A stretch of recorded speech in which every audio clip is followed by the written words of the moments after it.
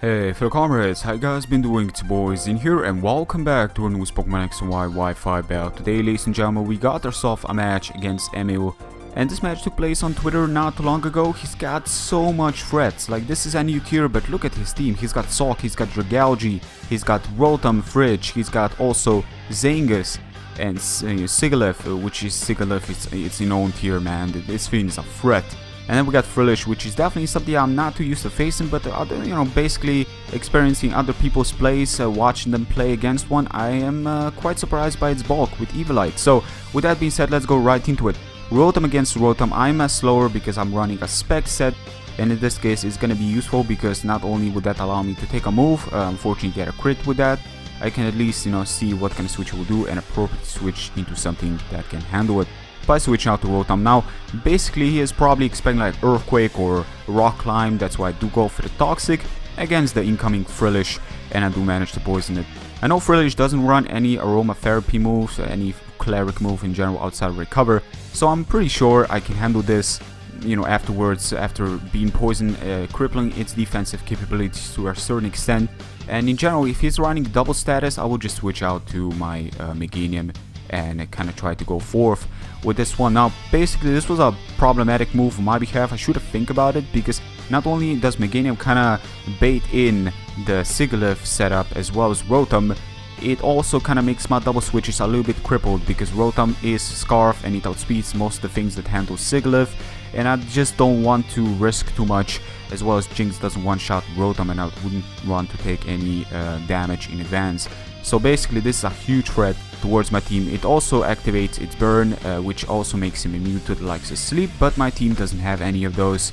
And as well as Magic Guard. I mean, this thing has got everything going off for it. This is a whole new Pokemon to an NU tier, because it totally walls you to a certain extent. That typing is generally being semi-unique. It's got like Zatus typing, Magic Guard in general, and Cosmic Power, making it quite hard to handle. As you're gonna see, this is +2 Cosmic Power, but this is far best under Sun, and it doesn't even come down to half, which is bulk on its own.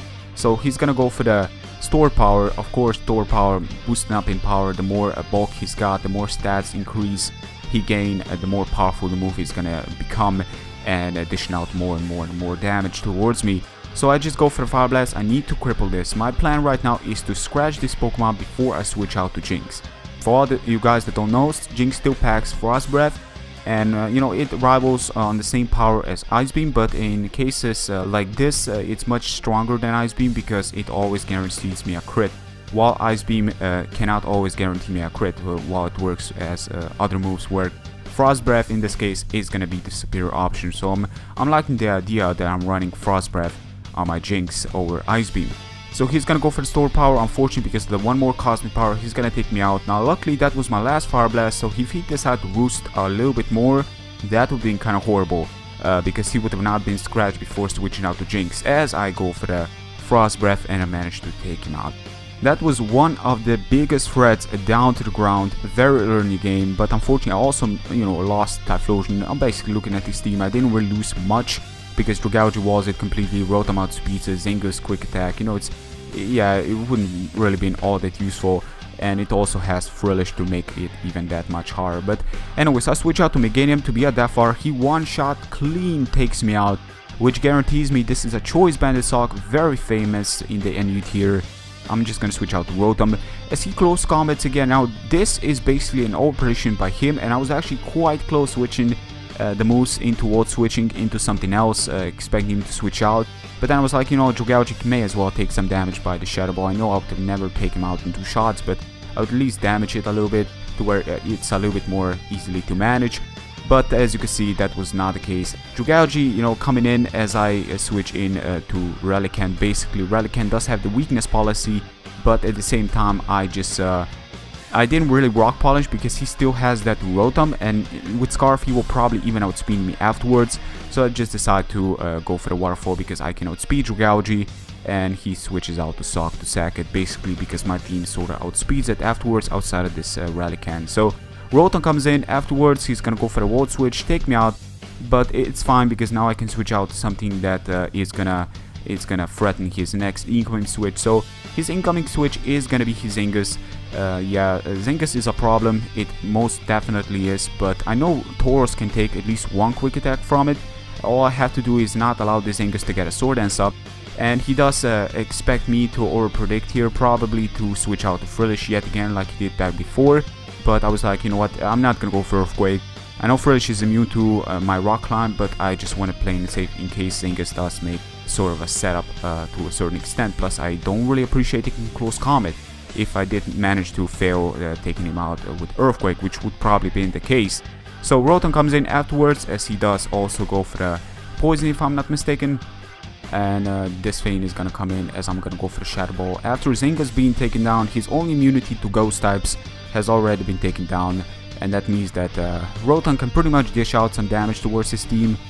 Sawk, you know, being that it's already been taken down, this is the only Pokemon that can switch in. He's gonna go for T-Ball just to fail, taking me down, ladies and gentlemen. Rotom survives with 1 HP. Incredible, but unfortunately Poison is gonna be enough to take me out.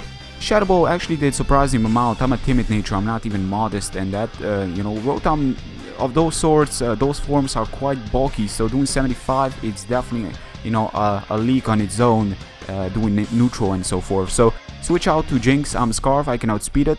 Anything I do, I know Frillish is not gonna like taking Poison on the switch and so forth, so he's probably gonna stay in with Rotom, and we do manage to take him out. Afterwards, he's gonna go for the Toxic. He's just gonna try to stall me a little bit. Basically, I was kind of fearing the possibility of Shadow Ball. I'm not too familiar with Frillish's special attack stats, but I don't want to risk too much, so I decided to switch out to Tauros.